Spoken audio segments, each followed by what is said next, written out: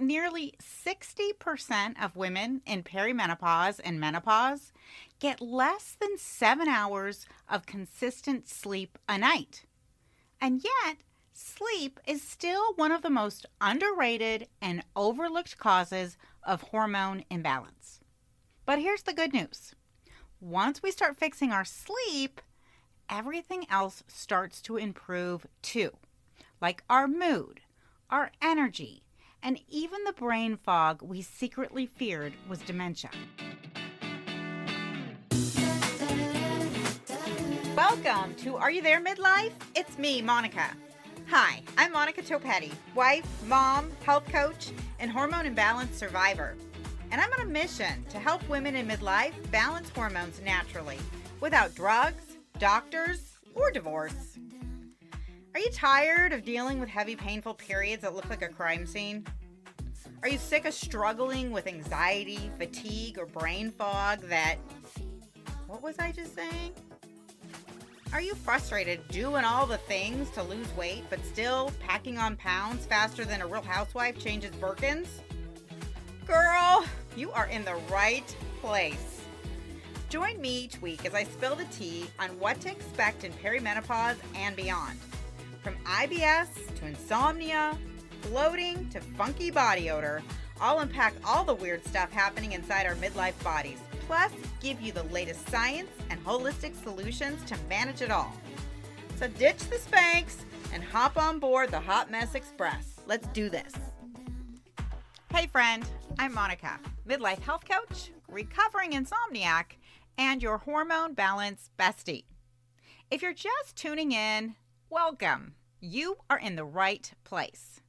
Because for years, I was a reluctant passenger on the hormonal roller coaster that is midlife, until I finally cracked the code on poor sleep, low or no energy, and weight that just wouldn't budge no matter how clean I ate.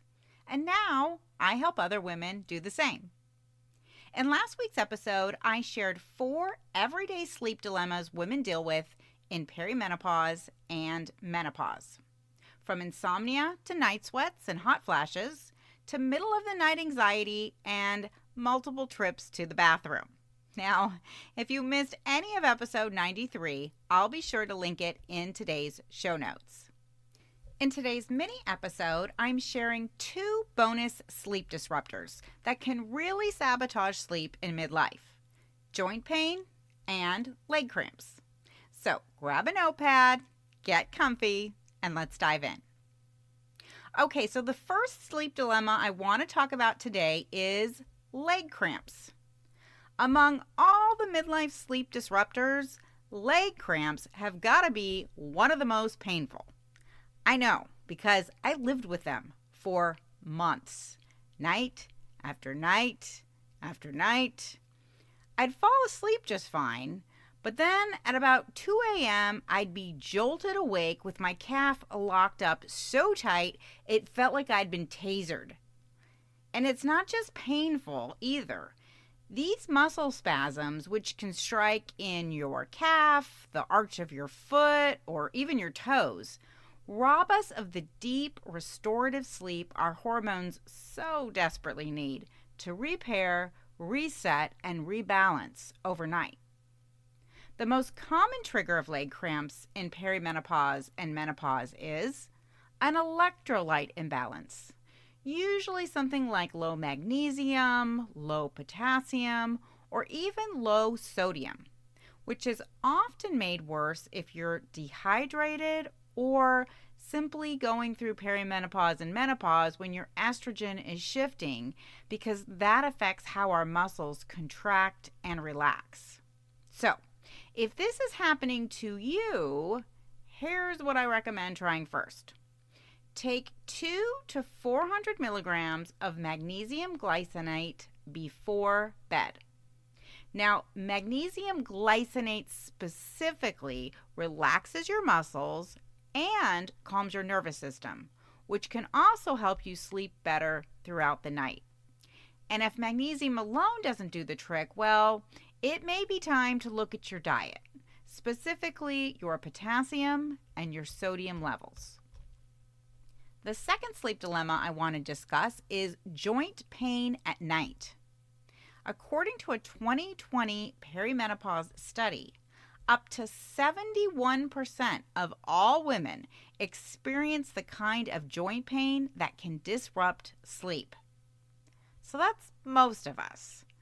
If you're waking up in the middle of the night and your hips are aching, or your knees are throbbing, or your shoulders are so stiff that you just can't find a comfortable position, you know exactly what I'm talking about.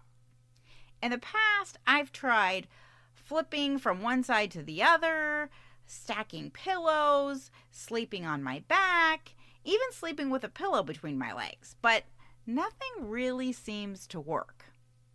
If you're experiencing joint or back pain at night, it could be very likely due to a hormonal imbalance, which mine was. Usually it's because your cortisol levels are too high at night or your estrogen is too low, which can leave your joints less lubricated and more inflamed. However, some of the more common non-hormonal triggers are inflammation from processed foods or sugar right before bed, poor sleep posture or a lack of proper pillow support, or even sitting too long during the day, which can stiffen joints and limit your circulation. If this sounds like you, here's what I recommend trying first if the cause is non-hormonal. Reduce your inflammation and improve your circulation by adding 5 to 10 minutes of gentle stretching right before bed. Think hip openers, hamstring stretches, or supported yoga poses. Research shows that even light movement before sleep can reduce joint stiffness and reduce cramps during sleep. And here's a bonus tip. Pair your stretching with a warm shower or apply a heating pad to any area that's stiff or inflamed for about 15 to 20 minutes before bed. The heat can help relax your muscles, increase your blood flow, and prime your body for deeper, pain-free sleep. So there you go. 2 more everyday dilemmas in perimenopause and menopause that can sabotage your sleep, along with some best first steps to start turning things around. If this episode resonated with you, can you take 10 seconds right now and leave me a 5-star review on Apple Podcasts? Every 5-star review increases my ability to attract premium guests and midlife experts to the show to bring you even more practical tips for better sleep, energy, and hormone balance. Then join me back here next week for the final episode in our Back to Hormone Basics series. Until next time, wishing you health, happiness, and mornings that don't feel like Mondays. Hey friend, can I call you friend? Because I already feel like we're friends in my head. Did this podcast teach you something, make you laugh, or feel less like an alien? If so, I would be so incredibly grateful if you could take just 60 seconds to rate, review, and subscribe. That is the #1 way you can thank me and support the show. Until next week, stay cool and keep away from sharp objects.